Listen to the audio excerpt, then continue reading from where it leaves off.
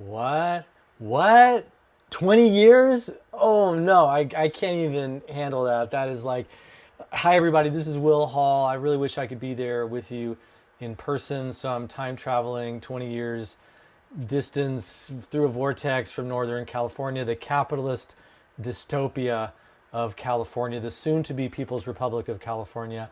I just can't even say. I'm really excited that Valley Free Radio is still going. It's amazing. Thanks to everybody who's done so much amazing volunteer work to make this happen. I am going to keep this really short because you have got a lot of very well deserved partying to do, and I just wish I could be there with you. I'm one of the people who got Valley Free Radio off the ground, and I'm still doing a show 20 years later that I started at Valley Free Radio, Madness Radio. We've had 200 episodes. There's a lot of stories. There's a lot of history. I'm just going to tell you a little bit about the origins. People who know me, I struggle with a lot of what are called mental health challenges, but I don't really see it that way. But I went through a very, very difficult time of my life. I was in a mental health facility that I got kicked out of, a residence that I got kicked out of. I was homeless. I was crashing on my friend's couch in New York City, and I was on a disability check, but disability checks under capitalism you can't survive on that. So I was looking for gig work, and I got a writing gig doing freelance for this thing called govworks.com, and I was looking for stories, and so I found out about the pirate radio movement. I did a little story about pirate radio. Fast forward, I ended up in Northampton, Massachusetts, trying to find a place to live, and I found out that this guy, Pete Tridish, from the Prometheus Radio Project, was touring around the country. I'd actually written about him in the writing piece I did, and he was going to be at Flywheel Arts. So I was like, wow, okay.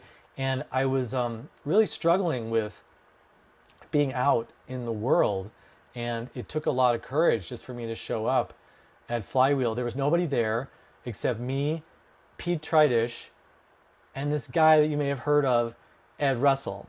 And we were just looking at each other, and we just both knew that this needed to happen because Pete had been doing all this pirate radio work and had been pressuring the FCC. I know you've heard this story, pressuring the FCC to open up licenses, and they were successful. And so there was licenses opening in Northampton, and Ed and I just looked at each other and we're just like, this has to happen in Northampton, Massachusetts. So we started shopping the idea around, talking to different groups.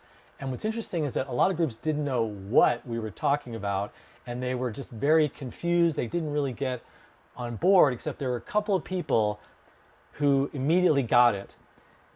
Francis Crowe and Bill Dwight. And there was something about that energy of connecting with the Northampton community and getting them on board that made a really big difference. And part of the story is that both Ed and I was on a disability check for many years, and Ed, of course, he's passed now, but he was suffering from MS. So we were both disabled.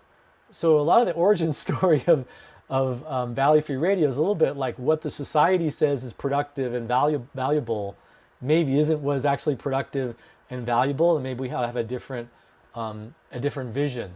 And that's really, to me, what Valley Free Radio was all about, creating a new vision of society. We didn't have alternative radio, and we might not have had alternative radio, because another part of the story that people may not know is there was a battle for the soul of Valley Free Radio. There were people who were at Valley Free Radio before it was Valley Free Radio who wanted like a free speech radio station that was more like a balanced kind of like, well, look, the whole society is not balanced. The whole society is balanced on the side of corporate capitalism. And so we knew that to restore a little bit of the balance, we needed a station that was dedicated to peace, ecology, social justice, and community non-corporate arts. And we fought really hard to make that happen. There were a lot of battles. There was a lawsuit. The board got involved. All these different things happened. Actually, I live in a community now where we have a community radio station, which is not so great because it tries to be neutral, so-called, and appeal to everybody.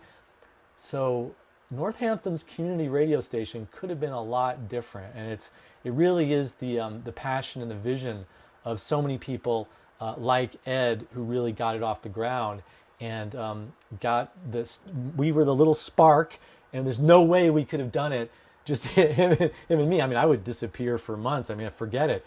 And but it caught fire eventually, and there were really key supporters. And we had another obstacle, which was that we couldn't just apply because other groups might apply, and we were actually worried that some of these right-wing groups, like right-wing evangelical Christian groups, might apply and grab that that slot for the frequency that was available. And actually, one of them did.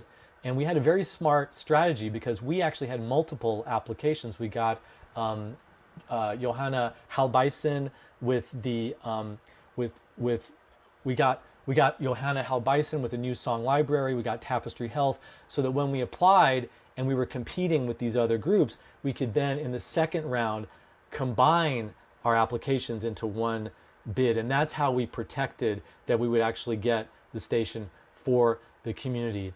So I am really, really grateful to be here. That's just one of the stories. I think it's really fascinating that two disabled people were the ones who got this thing going. To me, it says that often there's power in crazy ideas.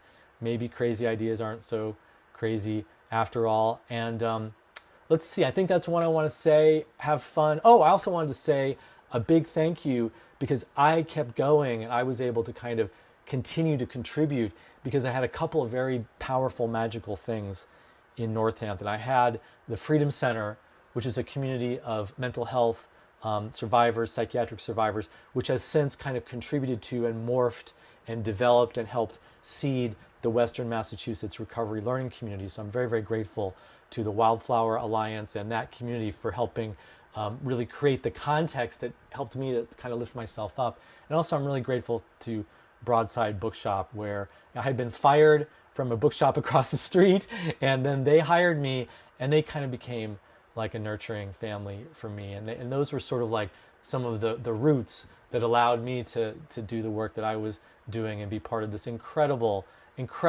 community effort that was successful and became Valley Free Radio. So I'm going to leave it at that. I really wish I could be there with you.